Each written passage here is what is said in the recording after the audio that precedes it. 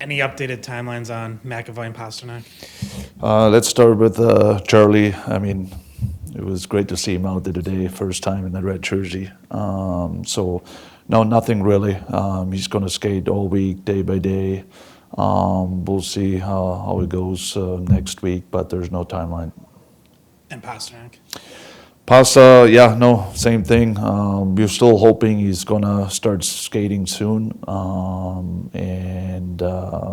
but so far, yeah, he was just not ready yet. Goalie tonight? Corpy. What's the report on Soderstrom coming up from Providence? No, he played pretty solid, I would say. I know he was hurt for a little bit, but I would say the last few games and few weeks, he was pretty solid down there.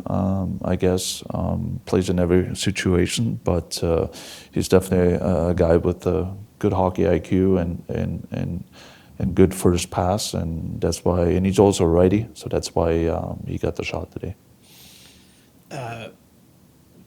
Peak, Lindholm, probably not their best game the last game. Just what do you want to see from them to try to bounce back? Yeah, no, we need them, and those guys and Zadorov, those big minutes guys, they have to learn how to manage their game, their periods, their shifts, their weekly schedule, whatever you want to name it, is because it's not going to get easier. And even with a B game, if they don't have it right away at the start of a game, they still have to manage their game better and shifts better, like they did the other night. So I think that's something they know. We addressed it, and hopefully they will be better tonight. In general, what do you have to do to limit high danger chances against?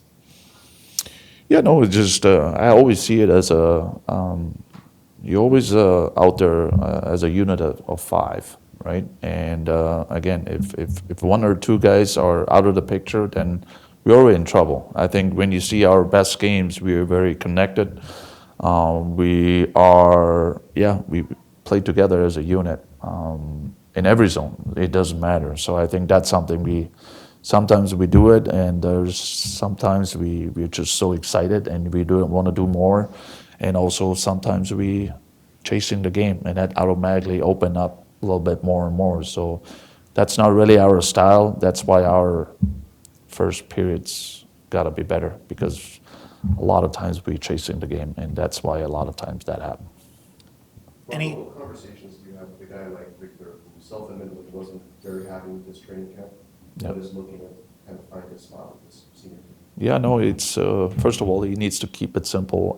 We didn't get him here we didn't expect him to do special things, pretty much. I need him to defend, first of all. I need him to make simple plays right away. So I think that's the biggest thing right now, just to stay calm, play simple, and then off we go. That's all.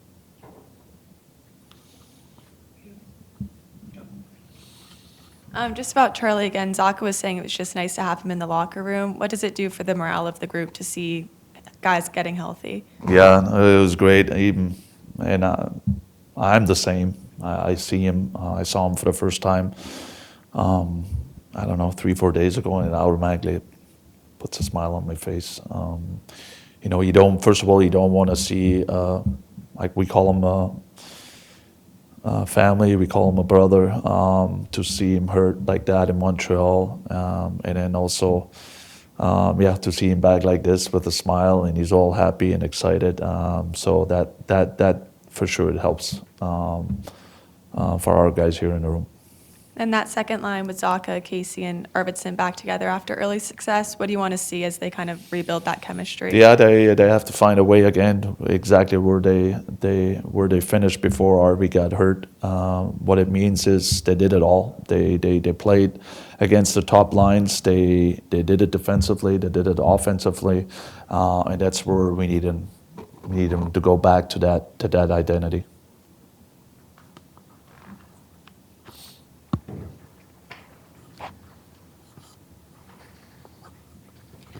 What are the subtleties, or maybe not so subtle things, that you've learned about Zadorov's game, coaching him versus, as an assistant with the Kings, coaching against him?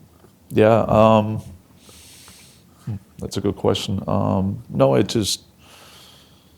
think with him especially, he's a guy who likes to play heavy, physical. That's his kind of game anyway, and that's where he's good at it. I think everything changes a little bit with the Olympics, with that schedule we have right now. To do that, even Big Z, like our other Big Z, to play that way, it's hard. So I think that's the challenge for him, and we have to control it. I have to control it to be very, very consistent. A big guy like him, it's not easy. It's even harder. So that's something I learned from him. But it helped a little bit being around Zdeno, because he was in a very good shape, in the best shape. But also he had to learn how to manage those kind of minutes because of his size. But on the other side, I didn't know, especially on the PK or in the 5-on-3 against how effective his reach is actually, because he's just so tall. Having Zdeno around, have you seen there be an impact on Zadorov? Is there a conversation between the two of them? I think so, but I also Zdeno is here every time, so and he does it quietly. So that's why he's not gonna, one of the reasons why we hired him is, yes, to help guys like, any players. But also they're building a relationship and trust too. So not whatever they talk about sometimes, it doesn't come out of me back, to me. And that's why I think Zdeno does such a good job at just connecting with all the players, without letting me know. So that's sometimes a good thing too.